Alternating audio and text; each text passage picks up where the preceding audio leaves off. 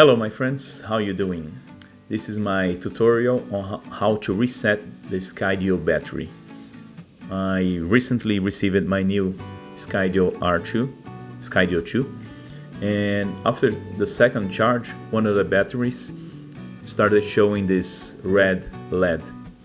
I didn't know what it was about, so I sent an email to Skydio and they replied back after a few days saying that maybe the battery was on a storage mode or something like this, and they told me I need to reset the battery.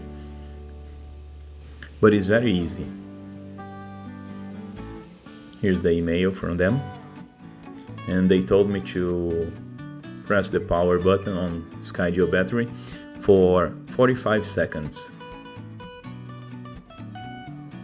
and you keep pressing it for those entire 45 seconds, even when the LED goes off.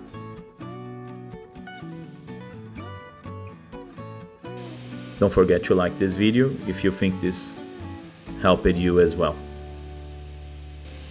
And if you have any other tips for me and for our Skydio fellow friends, type in the description below.